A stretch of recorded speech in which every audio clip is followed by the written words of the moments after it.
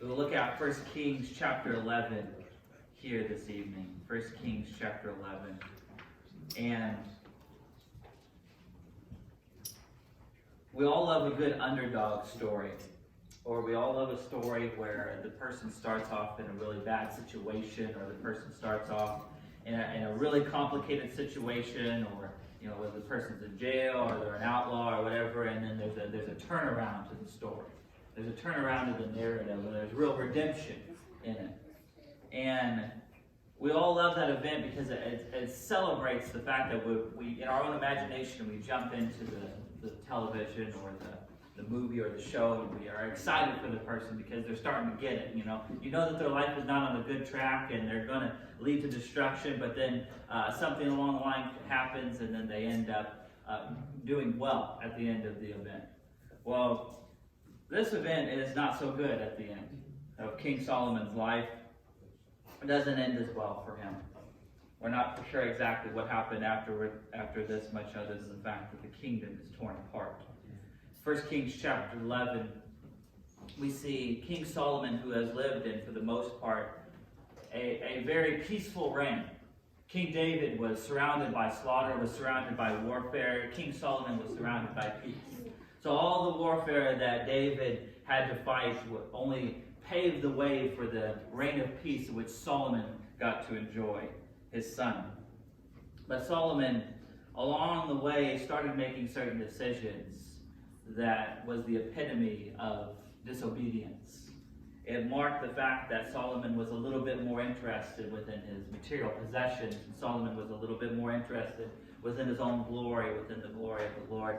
And there's these little glimmers every now and then. It seems like Solomon is doing very good. And even the chronicler, as he's writing about these events, doesn't necessarily condemn King Solomon and some of the decisions that he makes. You have to go back to Deuteronomy, which we will look at later, to really see that Solomon has made several fatal mistakes throughout his time of being king. Not just this event, not just the fact in which he has allowed his heart to turn away from the Lord, but I think there's a casting crown song that says that it's a slow fade to give yourself away. It's not an immediate thing necessarily. It's a slow decisions that we make that really make us who we are.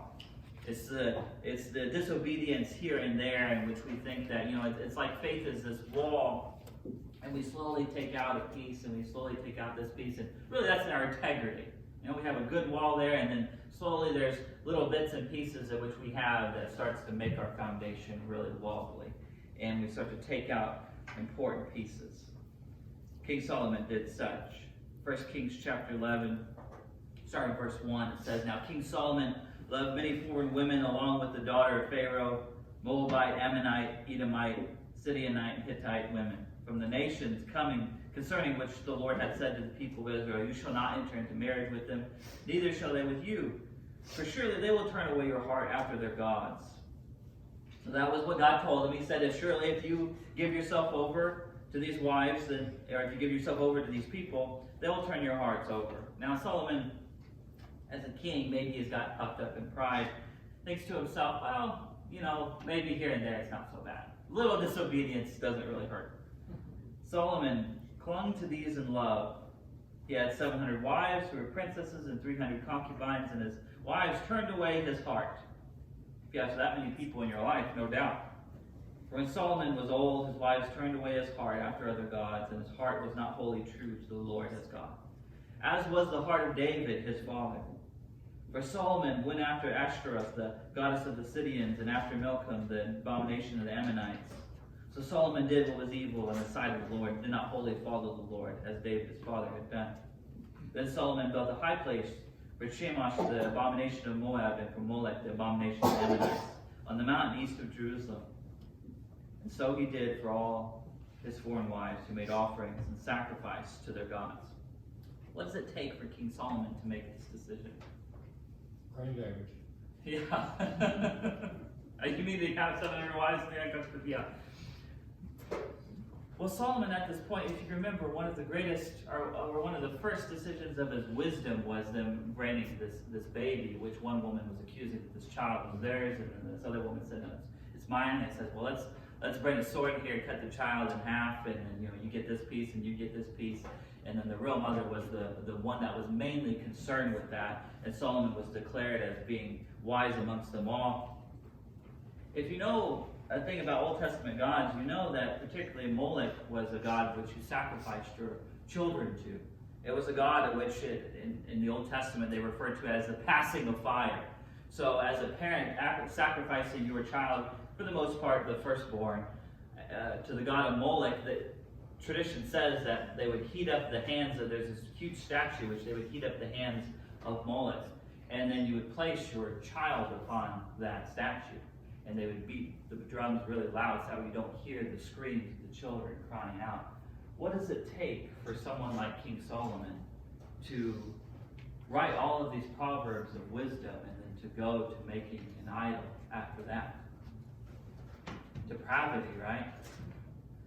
Depravity in his heart. It allows himself to be turned over unto that, to go from wanting to spare a child and using his wisdom to go to the appropriate mother, to go to that, to actually being okay with the sacrificing of children.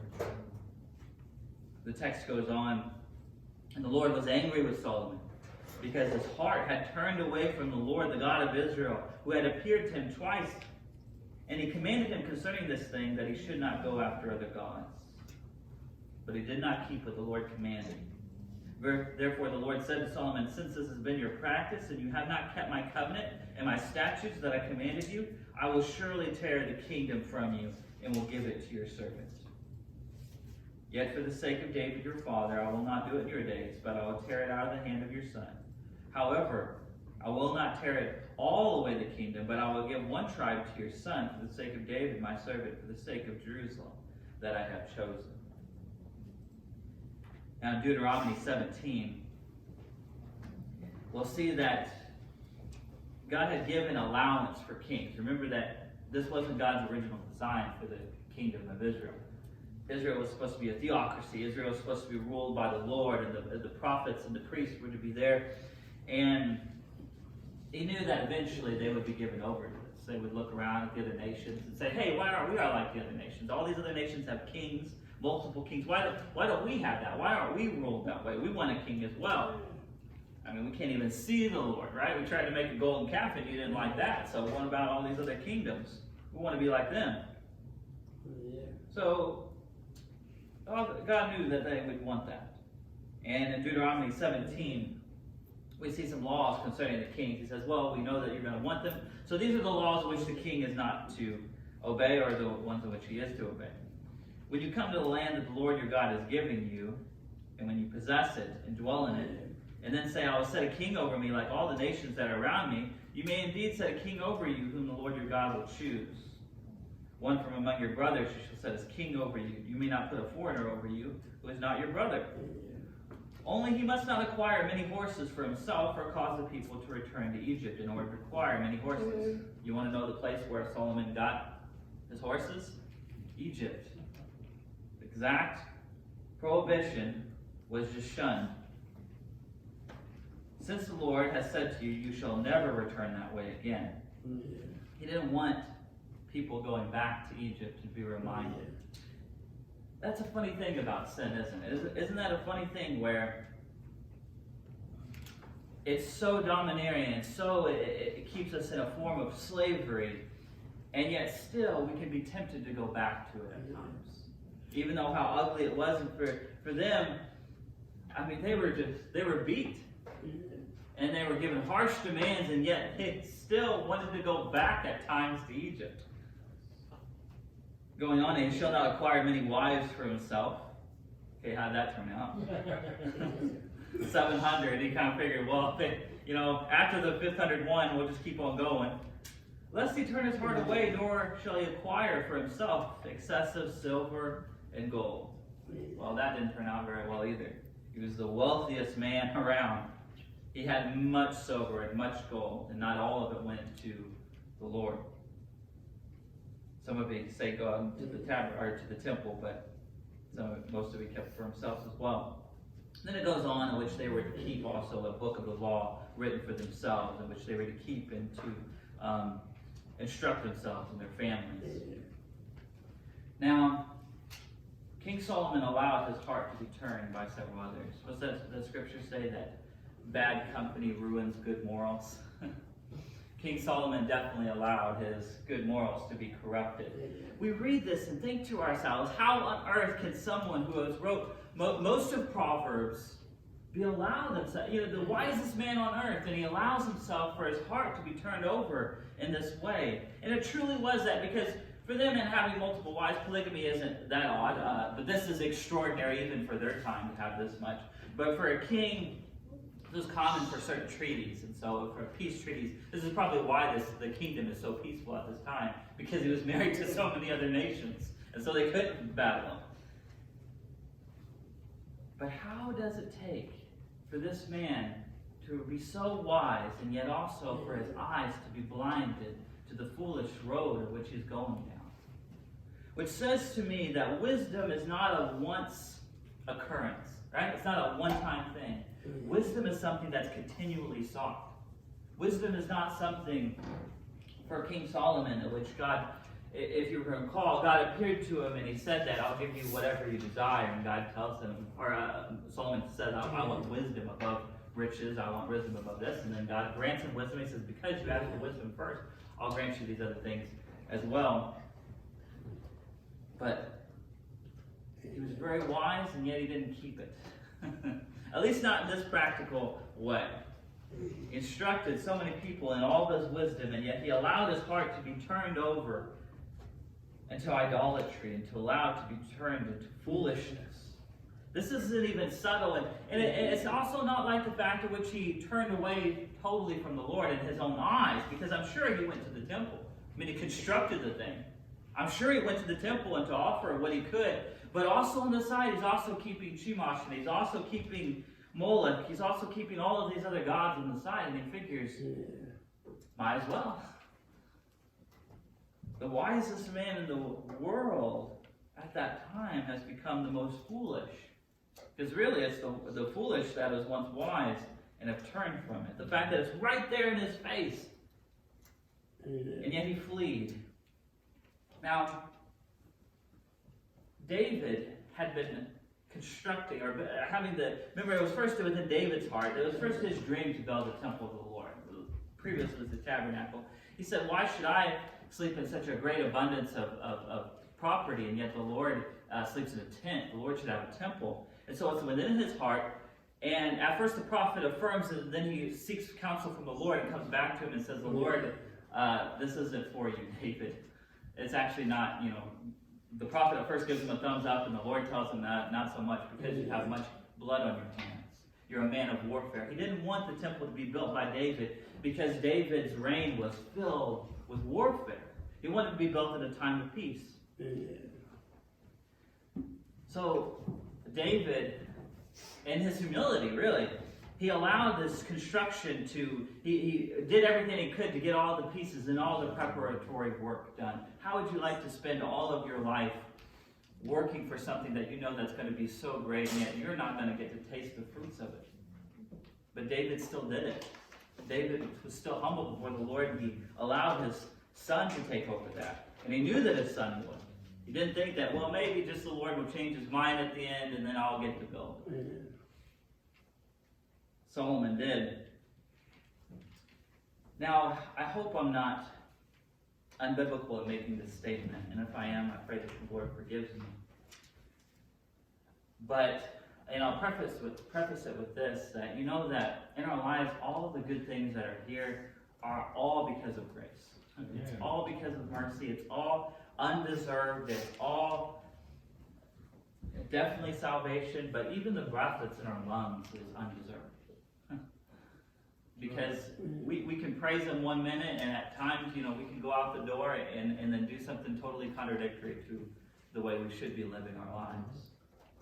And the Lord blesses people in spite of what they do. Hallelujah. Yeah. He really does. And then there's that level, and then there's also the level at which God responds to faithfulness. Because when Abraham offered his son out of faithfulness to God, and he knew that God would take care of him. Hebrews even mentions that he knew that if he was actually to allow the dagger to hit the heart of his son, Hebrews says that he knew in his heart that this was the chosen child, and so God was going to raise him from the dead. He knew that if he went on with the slaughter of him, he knew that God would, one way or another, raise him from the dead or do something. And God stops him and says, because you've obeyed, because you've done this, and then he continues on the Abrahamic promise that I'm going to bless you with many offspring. I'm going to bless you. You're going to be a blessing to all the nations. And he responds to his, God responds to his faithfulness. And then there are times like this, where King Solomon should have had his kingdom taken away. And God doesn't take it all away. He says, I won't take it away in your season because of your father David. Because your father David was faithful. Because your father David was a man after my own heart. So there's also this other element which God does respond to our faithfulness. And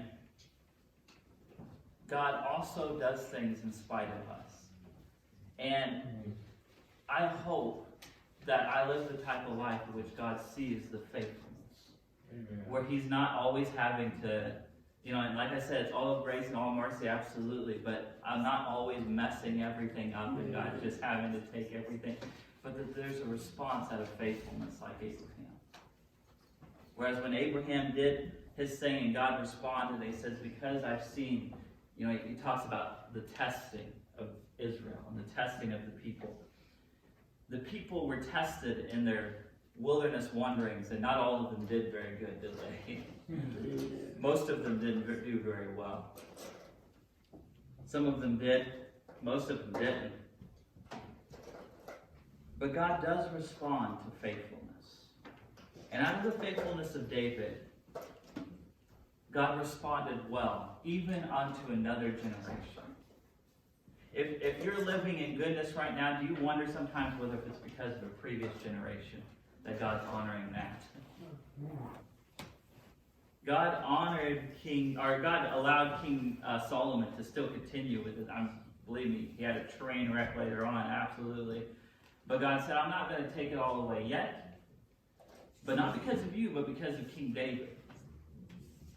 But there are things that King David and his faithfulness, which God had honored, God had blessed. There is almost a way, as Paul mentions in Timothy, where there are vessels that are used for dishonorable purposes. And there are vessels which are used for honorable purposes. He says that when we make ourselves clean, that God can use those vessels for purpose. Now this text greatly convicts me, and especially as we look on a couple of our other texts this evening, and which we'll go ahead and look at. Hosea 6, verses 4 through 6. Hosea chapter 6, verses 4 through 6. God says, what shall I do with you, O Ephraim? What shall I do with you, O Judah? Your love is like a morning cloud, like the dew that goes away early. Therefore I have hewn them by the prophets, I have slain them by the words of my mouth, and my judgment goes forth as a light. For I desire steadfast love and not sacrifice, the knowledge of God rather than burnt offering. That line strikes me as so hard. Your love is like a morning cloud, like the dew that goes early away. God, don't allow me to have that type of love.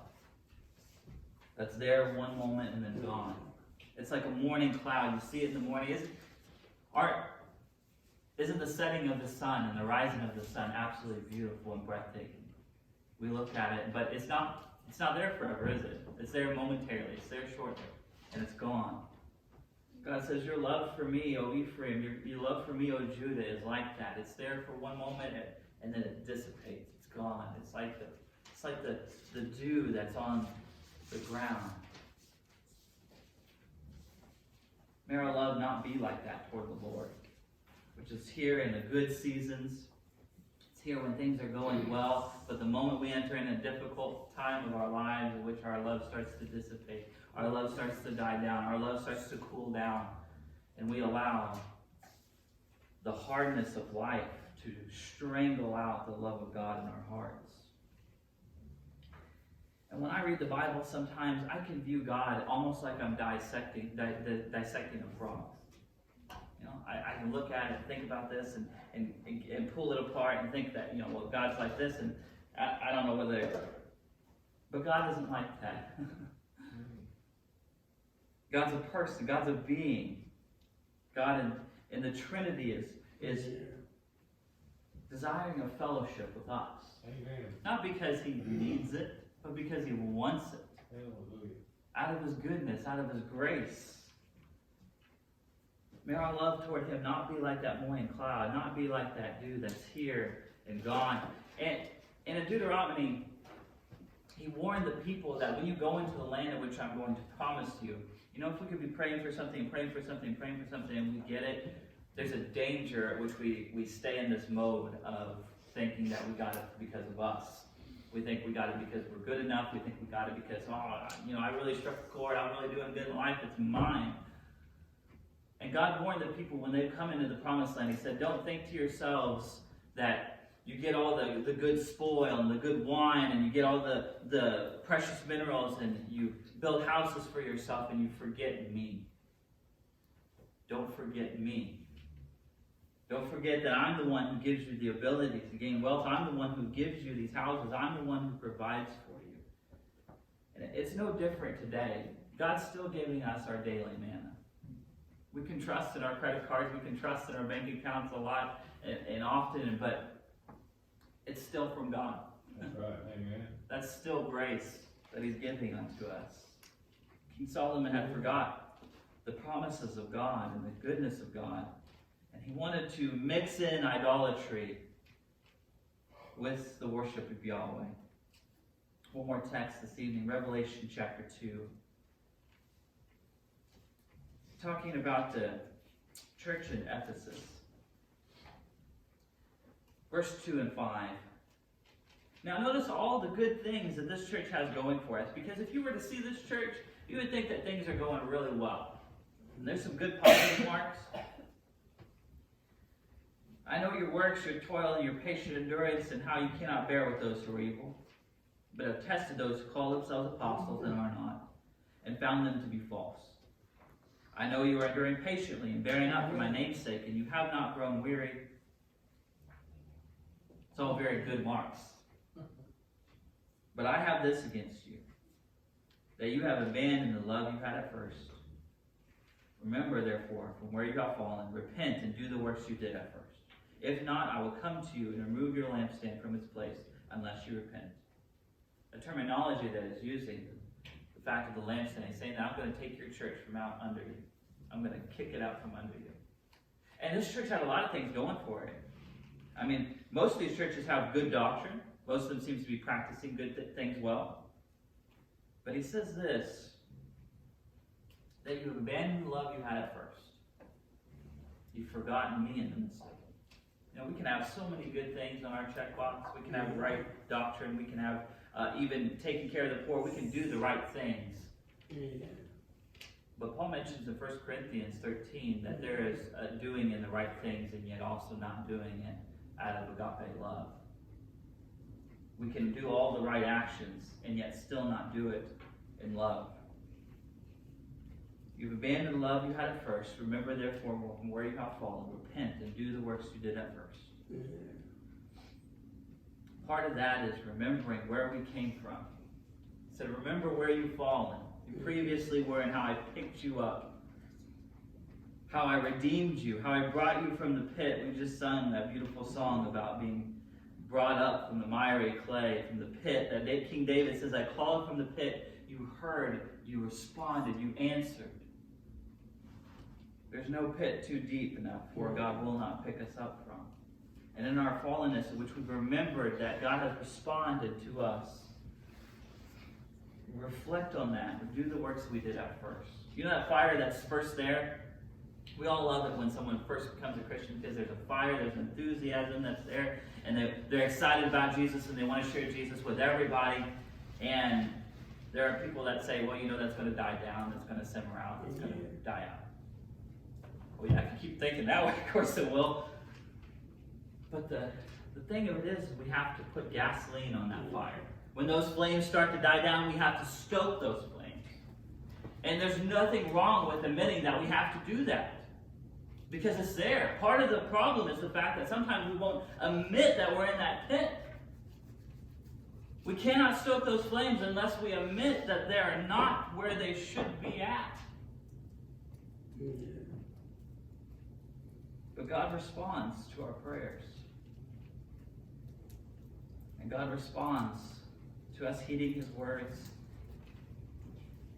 And God knows when we're in that place where our hearts are cold, where we're in our place where we read the scriptures and we just feel, because I've been in that place. As a Christian, I've read the Word and I've got to the place where I just feel like it's static. I just feel like it's cold. You know, I read it and I'm just like, I don't feel anything here as I should. But you know what? Every time I pray to God that He restores that, He always does it. Amen. Not one time has He not restored it.